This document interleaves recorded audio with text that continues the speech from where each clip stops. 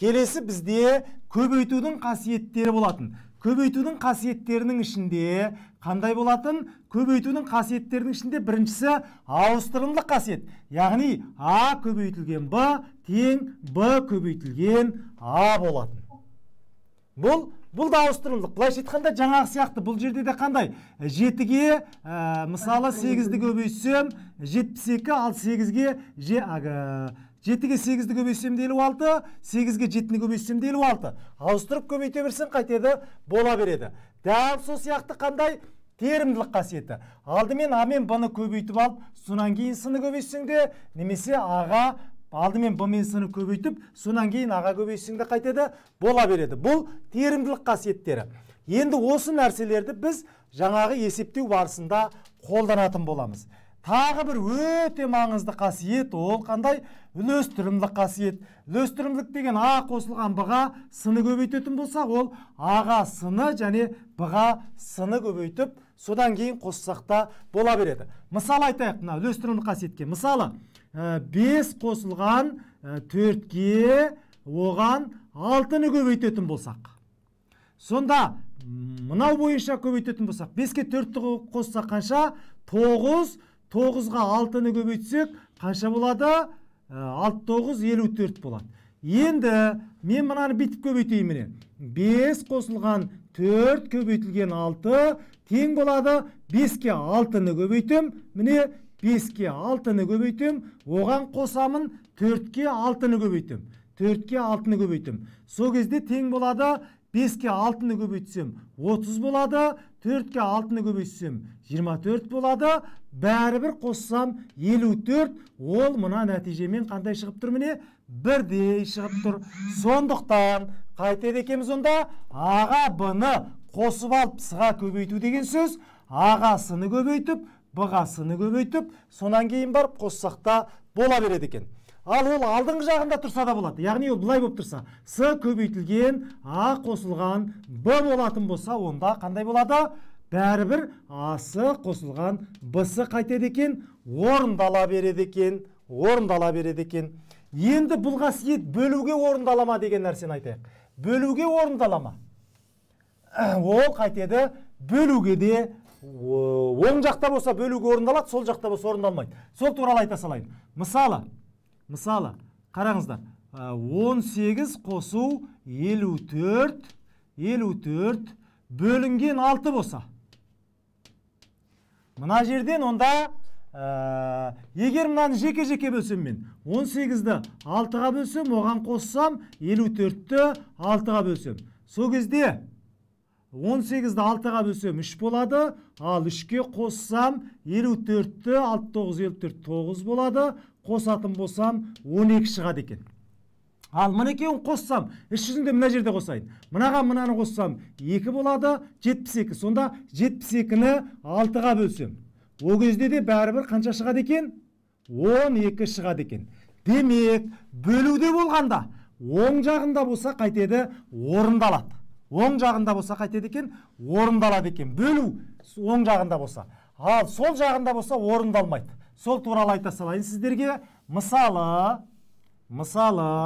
бүйтіп айтайық енді. Мысалы, 72-ні бөлсек, 3 қосу 9-ға. 12-ке бөліне ме? 3 қосу 6. 3 қосу 6 болсын. Енді қараңыздар. Сонда бөлетін болсақ, бізде қандай болады? 72-ні бөлетін болсақ, 9 болады. 8, 9, 72, 8 болады. Кейбір балалар үлестірімдік қасиет бойынша деп, жеке-жеке бөлсе, бұл орындаймай қалады. 72-ні 3-ке бөліп, қоссақ, 72-ні 6-ға бөліп. Сол кезде тең болады, 72-ні 3-ке бөлсек, қанша болады? 24 болады. Ал 72-ні 6-ға бөлсек қанша болады? 12 болады. 12. Ал 24-ке 12-ні қоссаң 36. Бұл дұрыс па? Бұл қате. Бұл қандай екен? Бұл ұжы қате екен міне. Қате екен. Себебі бөлуде, көбейтуде бола беретіне. Көбейтуде оң жағы болса да сол жағы болса да бола береді. Ал бөлуде қандай болады екен? Бұл болмай қалады екен. Сондықтан бұл маңызды нәрсе. Жақсы ма? Онда бөлуде болмайды. Осы жерде көп балалар шатасады. Кейін бұл жай бөлшекті оқисыңдар 5-ші класс кейін. Сол кезде де балалар шатасып жасады. Бұл болмайды. Онда қазір осы бетте скриншот жасап алыңыздар. Келесі есептер шығаратын боламыз. Айта ғой, бір нәрсе сұрақ қойсың ба? Аха. Бұның формуласы бар ма? А мен С деген әріптерді жазып. Формуласын жазып қойдым. Қазір скриншот жасап алыңыздар. Сонан кейін есептер барысында нақты көресіздер. Мына бөлудің ба? Бөлудің формуласын сұрап отыр, жаза салайын, жақсы. Ау.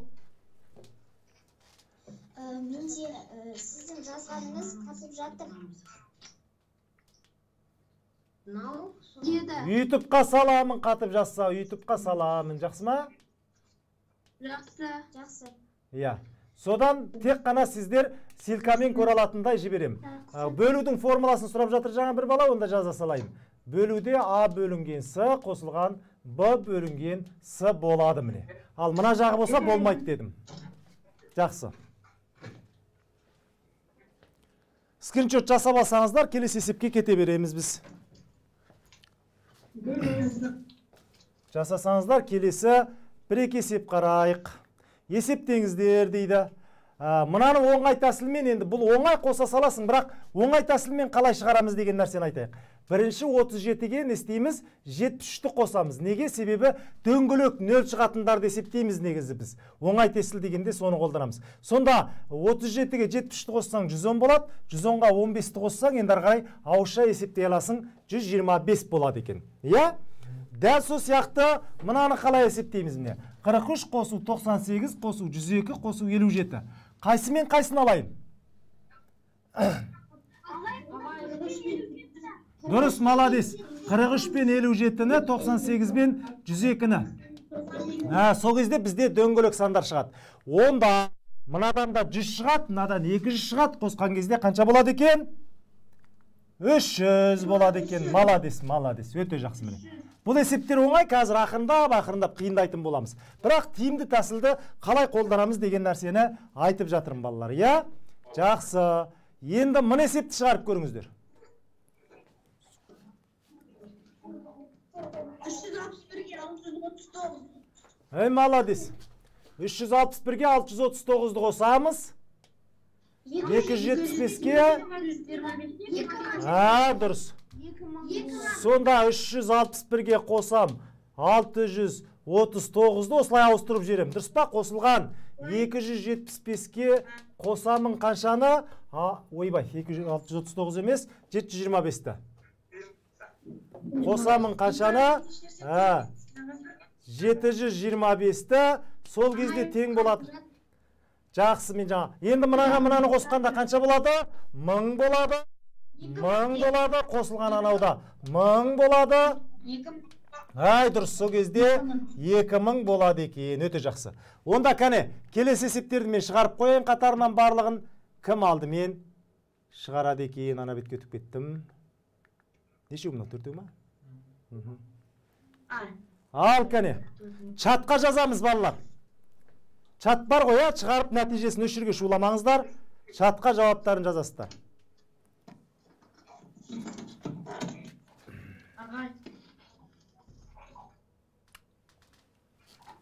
Мынаны бір деп қояйын. Мынаны екінші есеп.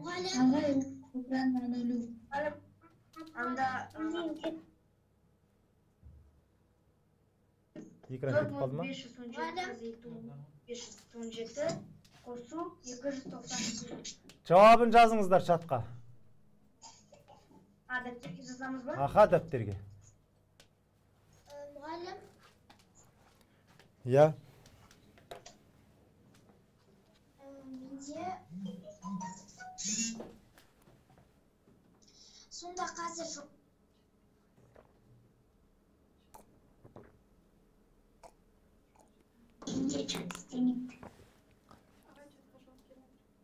Чатқа жауап келіп жатыр, маладес.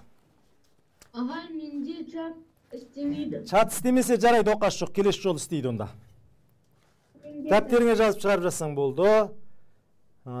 Керім 3298 біріншісі дейді, Анел 3298 молодец, 6332, Ибрахим Керім 1650 дейді. Жақсы.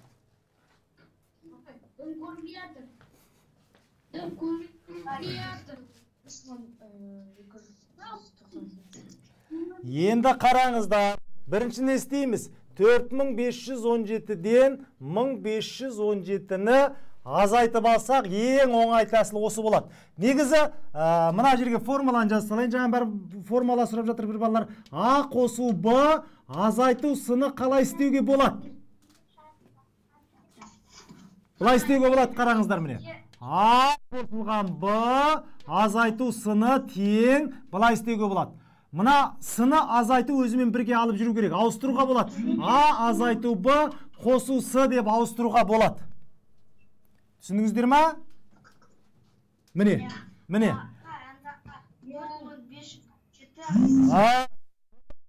500 міне. 4517-ден бірінші азайтып басам, 1517-ні оған 298-ді қоса сасам, оңай шығады екен. Сонда мынау 3000 болады, 3000-ға 298-ді қоссам, 3298 деп айтқандардікі дұрыс екен міне, жазғандардікі. Молодец. Ал мына есепті, үшінші есепті қалай шығарамыз оңай тәсілмен?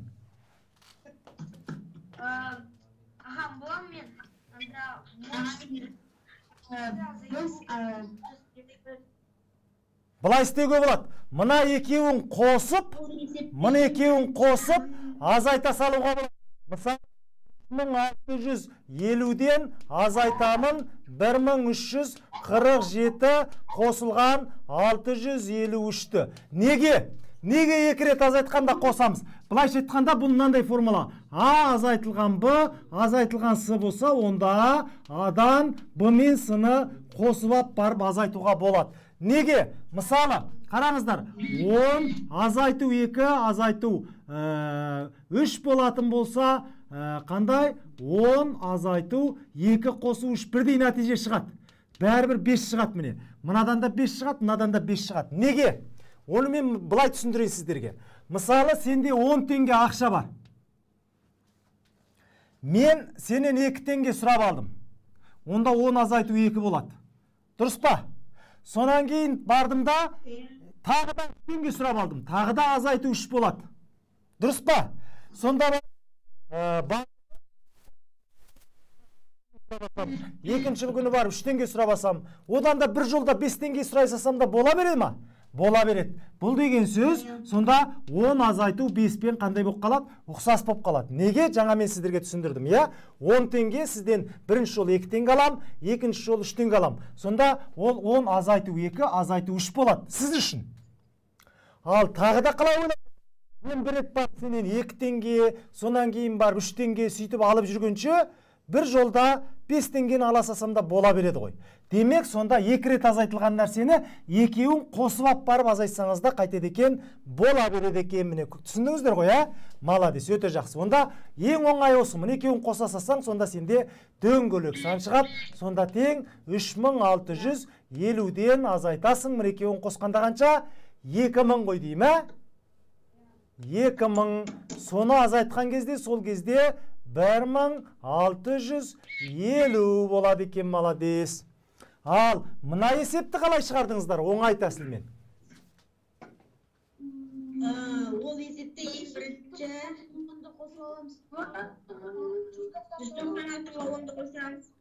Жоқ, дұрыс емес. Дұрыс емес. Мынаны 2000-ға толықтырып жүресің, мынаны 2000-ді бойлап жүресің. Оны біз толықтыру тәсілі деп атаймыз. Мынаны нешеде бойлап жүресің? Неше мынау? 200 мың. 200 мың. 200 мың деп ойласам. 200 мың деп ойласам. Бұлайша айтқанда қараңыздар, мен бұлай ойлап тұрмын. Мына түсініп жастар ма? Мына жіберем. 10 мың біреуін мынаған қосып жүрем. Біреу кетті сонда. 10-нан біреу кетті.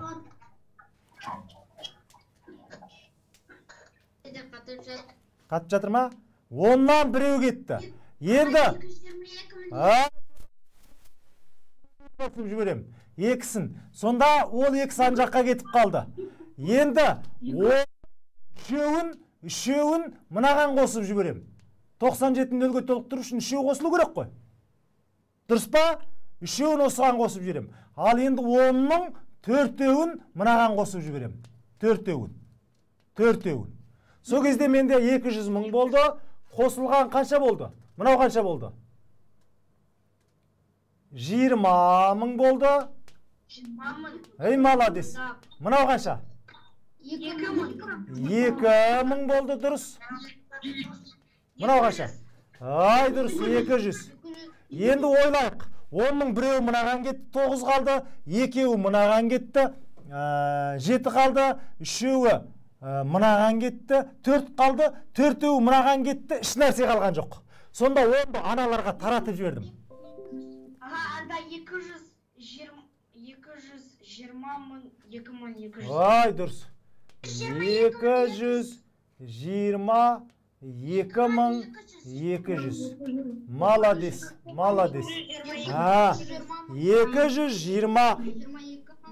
Дұрыс айттым ғой, 222.200. Болды міне, оп-оңай шығардыңдар.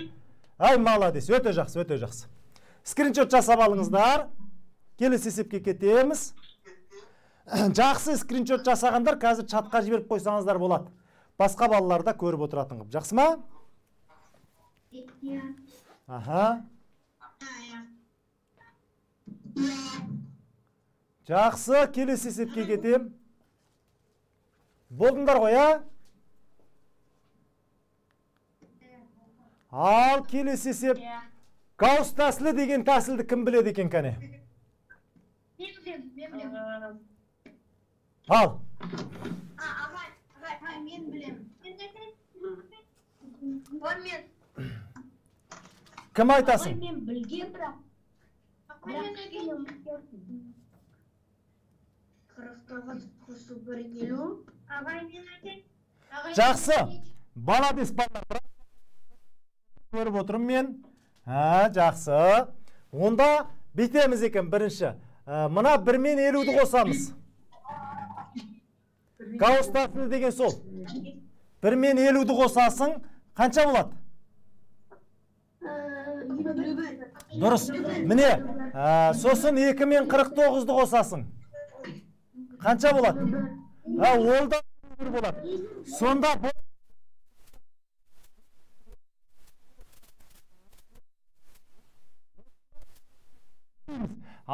мен соңғысын не? Мынау 1, 3, 4, 5 деп бір-бірден кетіп бара жатыр. Сонда Гаусс екінші класс оқып жүргенде мұғалімі осындай есеп береді, кім шығара алады екен деп. Сол кезде Гаусс қайтеді, 30 секундқа жеткізбей шығарып қояды. Яғни мұғалімі есепті беріп сап, кішкене демалып отырғысы келеді да. Балалар енді 1-ден 100-ге дейін санның қосындысын көп шығаратын шығар деп ойлайды олар, қосып отырады деп. Бірақ Гаусс қайтеді, мұғалім енді бүйтіп айтып бола берген кезде жауабын айтып қояды. Оны қайтып біліп қойдың дегенде осы тәсілді айтады. Алдыңғысы мен соңғысын. Енді қалай шығаратымыз туралы айтайық. Онда қайтеді екеміз, 1-ге 50-ді қосамыз. Яғни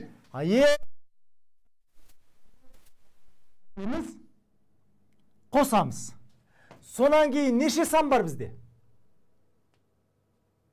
Неше сан? 50 сан бар, дұрыс. 50-ге көбейтеміз, 2-ге бөлеміз. Міне, түсіндіңіздер ғой, ең аяғындағыны қосамыз. Сонан кейін бізде неше сан бар? 50 сан бар. Сол 50-ге көбейтеміз. Сонан кейін 2-ге қайтеді екеміз, бөледі екеміз. Сонда жаңа мен айттым, 50-ді 2-ге бөліп 25 деп көбейтсеңіздер де бола береді. Сонда неше болады онда? 51 көбейту 25-ті есептесеңіздер болды. 275. Дұрыс па 1275 деген? 275 болады. Жақсы, дұрыс қой, жауап? Өте жақсы. Егер қараңыздар, Енді бір есеп айтайын мынадан басқа. 2 қосу 3 қосу 4 қосу 5 қосу мына жерде көптік дүниенің мағынасы сөйтіп 6, 7, 8 деп қоса берем деген сөз. Кейбір балалар мына көптіктен түсінбей қалады. Бұл көптікте ары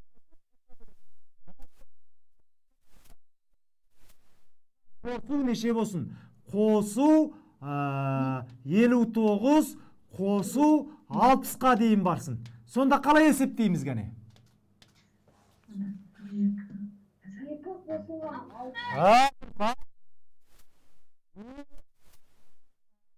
2-ге 60-ты қосамыз, оны көбейтеміз. Неше сан бар менде? Оны көбейтеміз 60-қа.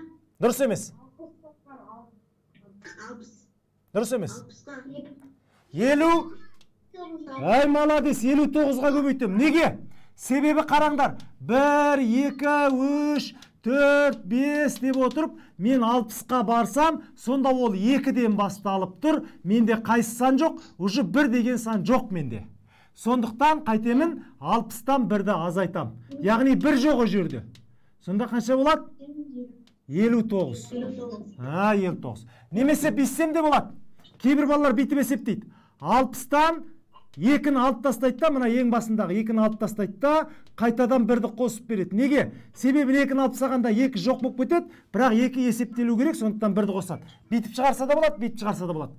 59-ға көбейтеміз, соны бөлеміз қаншаға? 2-ге. Неге 2-ге бөлем? Неге 2-ге бөлем? Ой, мала! 2-ден жұптап 2 мен 59-ды сөйтіп, 2-2-ден жұптап жатырмын, міне. 2 мен 62-ні қосқанда, неге 2-ге бөлдім? Себебі 2-2-ден жұптап жатырмыз. Маладес. Сонда сен арғарай, не болады? 62 көбейту 59 бөлінген 2 деп шеше саласың енді. Қалай шешесің, оны есептеп аласыңдар. Жақсы. Ал мынаны қалай шығарамыз енді? Айта ғой, кім атың?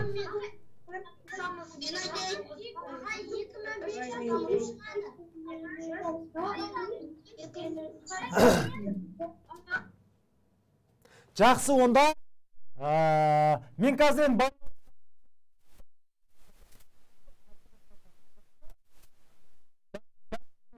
деп ойлама.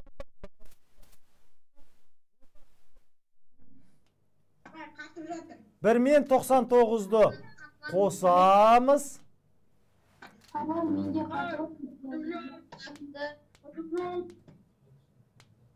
90 қатып жатыр ма? Жақсы балалар, ютубқа саламыз дедім, ютубқа, я? Кешкі уақытқа дұрыс болмай тұрған болу керек. Интернет, ютубқа ертең сіздер көретіндей сілтемемен салам, сол кезден тағы көресіздер. Жақсы ма? YouTube каналды мен сілтемесін жібергенде көресіздер, қазір сұрамай қоя. Zerdel.kz. 1-ге 99-ды қосамыз. Қанша болады? Міне, 100 болады. Көбейтемін неге 100-ге? 50-ге көбейтемін неге? Бөлемін 2-ге. Ой, мал. Қара.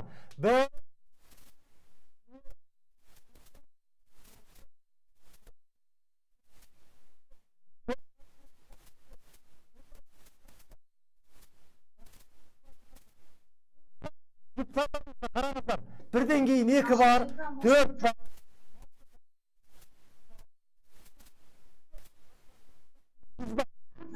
100 бар. Дұрыс па? Сонда дейміз 100-ді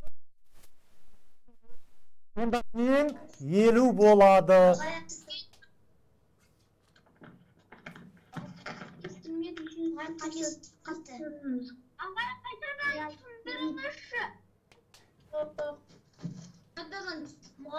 Ау.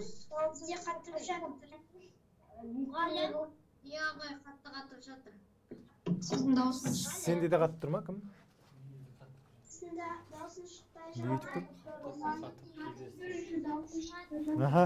Жақсы балалар, мен жаңа айттым ғой, қатып тұрса YouTube'қа салам, сол жерден тағы қайталап көресіздер. Жақсы ма? Қанша шықты сонда? Мына жақта 100 болады.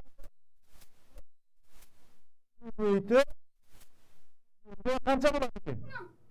2500. Өте жақсы. Ау, неге 50-ге көбейттік? Себебі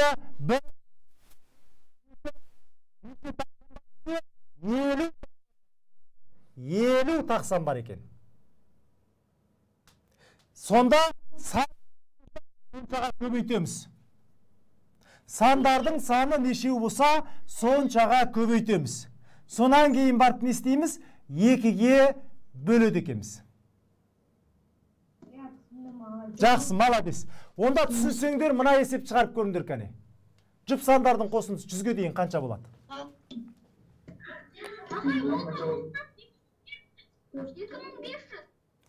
Дұрыс емес.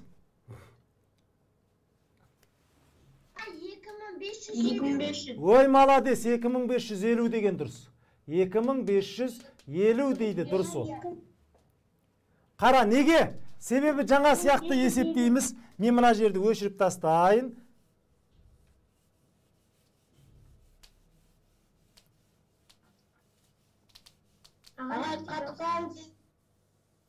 Қатып қалды ма?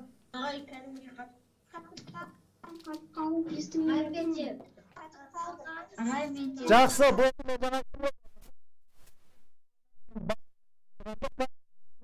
Қара. Мына екі менен, мына 100-ді қайтеміз, қосамыз. Сонда 2-ге 100-ді қосатын болсақ, нешеге көбейтім? Нешеге көбейтім? Әй, мала, 50-ге көбейтім. Не? Тағы нешеге бөлемін? 2-ге бөлемін. Неге 50-ге көбейттім? Себебі 2-ден 100-ге дейін жұп сандар 50, тақ сандар 50, тақ сандар 50.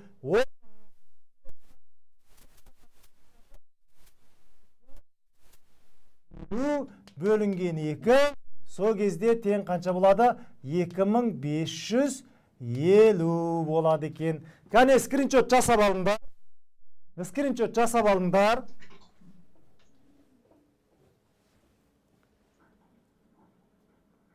Скриншот жасап алыңдар.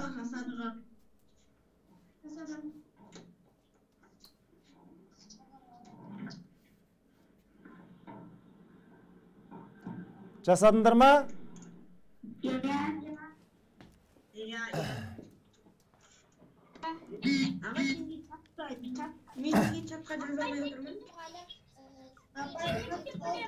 Жақсы, онда мен болсаңдар өшіре берем, скриншот жасап алдыңдар, өшіре берейін. Тағы бір қызық нәрсе айтам сіздерге. Ау.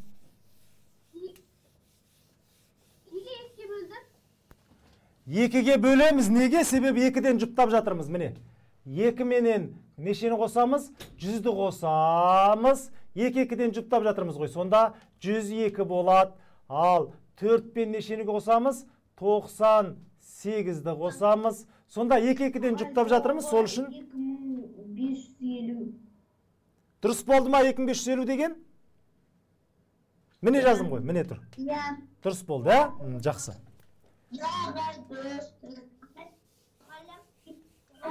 Ау.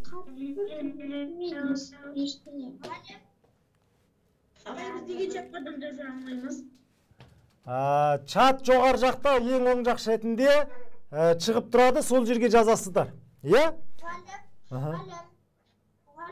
Ау. Қазір осы сабақтан шығып, Жо, сразу YouTube каналына емес. YouTube каналына ертең салам мен, ертең. Жақсы ма? Қазір жүктейміз YouTube'қа, содан кейін ол ертең көре аласыңдар оны. Я, ертең көрсеңдер болады YouTube'тан. Жақсы ма? Қазір емес, сразу қазір емес. Енді кейбіреулерде интернет дұрыс болмай тұр, сондықтан айттым ғой, енді келесі сабаққа дейін дұрысталып қалатын шығар.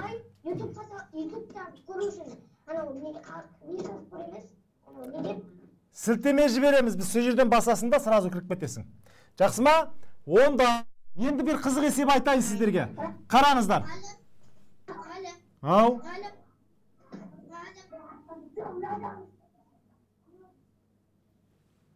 Енді, ау.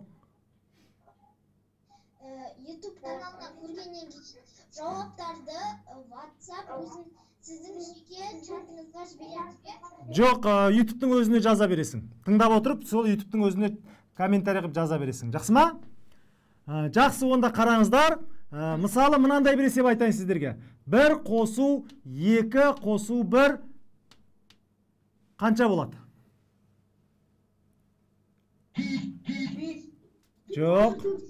4 2-нің квадраты болады. Келсесіңдер ғой, а? Ал 1 қосу 2 қосу 3 қосу 2 қосу 1 қанша болады?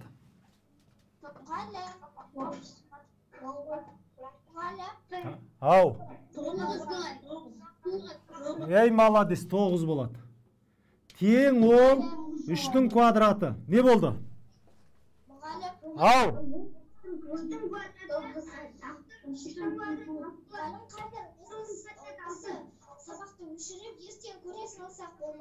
Болмайды. Болмайды. Қазір отырсаң, отыруларың. Соңына дейін не қылыңдар? Интернетті.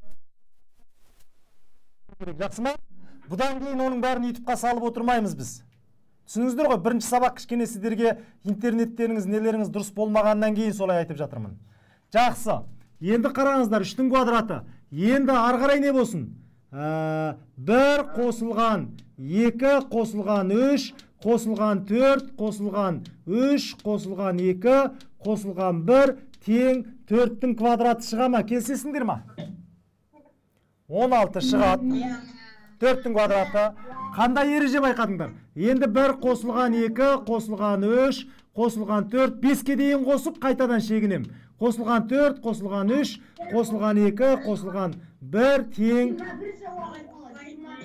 25 болады.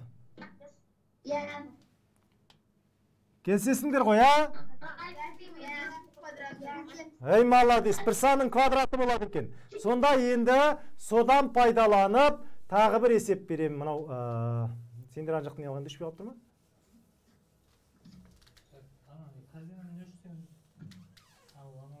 Бірақ кетіп қалады ғой.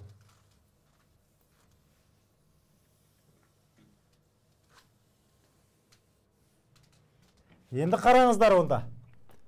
Бір есепті шығарыңыздар кәне.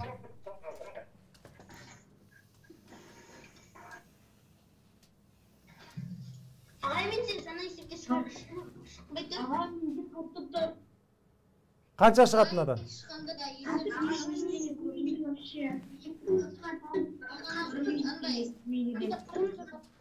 Мұнау мұна 1 қосу 2 қосу 3 қосу 28 қосу 29 қосу 30 қосу 29 ең соңына дейін қайтадан бірге келеміз. Қанша? Әй мал.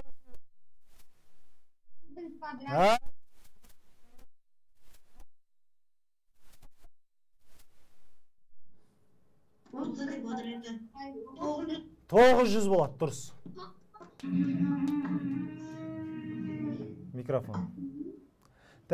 Некенің білдіңіздер, міне. Неге себебі 1, 2, 3, 4, 5, кете берет. 28, 29, 30, қайтадан кетеді. 29 болып кемейді. 29, 28, 27, 26, 25 болып кете берет. Сосын 3, 2, 1-ге дейін келді. Сол кезде ортасында қанша тұр? Ортасында 30 тұр, онда ол 30-дың квадраты болады. Неге? Себебі мына жерде ортасында міне. Мына жерде қандай тұрып еді? Мына жерде 2 тұрып еді, 2-нің квадраты болды. Мына жерде 3 тұрып еді, 3-тің квадраты болды, міне 9. Мына жерде 4 тұрып еді, 4-тің квадраты болды. Сонда ортада 30 тұрса, ол нешенің квадраты болады екен онда? 30-дың квадраты болады екен. Молодец.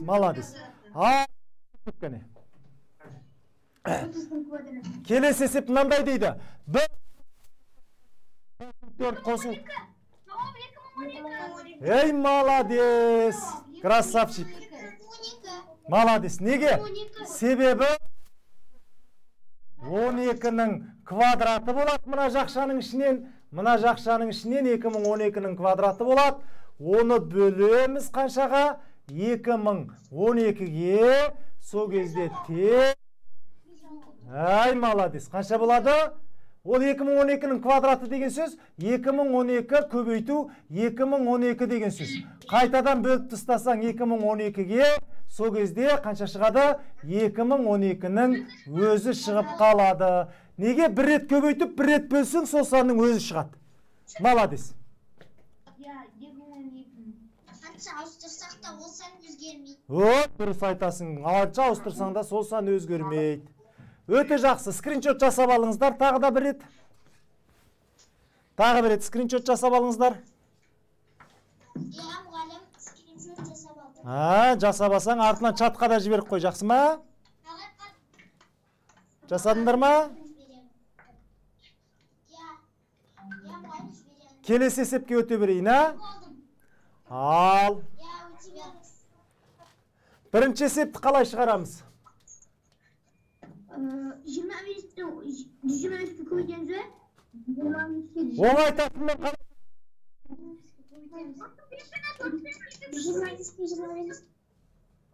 25-ті 4-ке көбейтеміз. Жоқ, 32-ні 4-пен 8-ді көбейтеміз. Ей, молодец. 4-пен мына 32-ні 4-пен 8-дің көбейтіндісі қып аламда. 4-пен 8-дің көбейтіндісі қып аламда. Тарқатып жіберем, сонда көбейту 125. Сосын терімділік қасиет бойынша мына екеуін бірге алам. 25 пен 4-ті мына екеуін. Сосын 8 пен 125-ті бірге алам. Сонда 4 пен 25-тің көбейтіндісі 100 болады. 8 пен 125-тің көбейтіндісі 1000 болады. Соны көбейткен кезде неше нөл? 5 нөл. 1, 2, 3, 4, 5. 100 мың. Молодец, молодец. Ал мынаны қалай есептейміз? 549.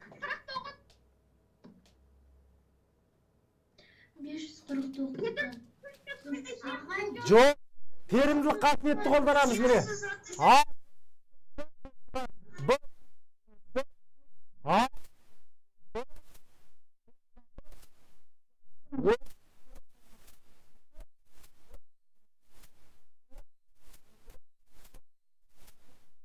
Қырық тоғызға қосамыз нешені?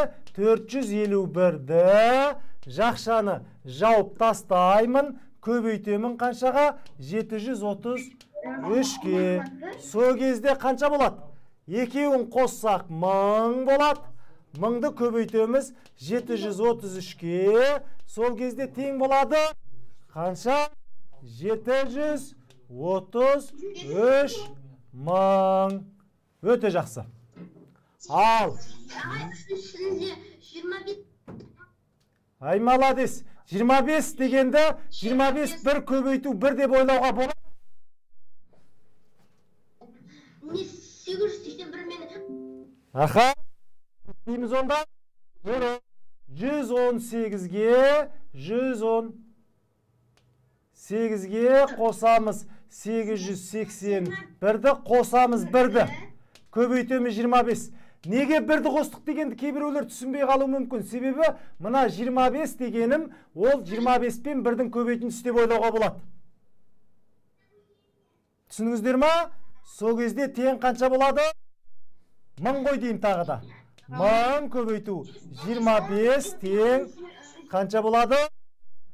25 1000 болады. Жақсы балалар. Мына соңғы есепті тапсырма, қиын есеп, қане кім шығара алады екен көреміз. Тапсырма, осымен сабағымыз аяқталды. Иә.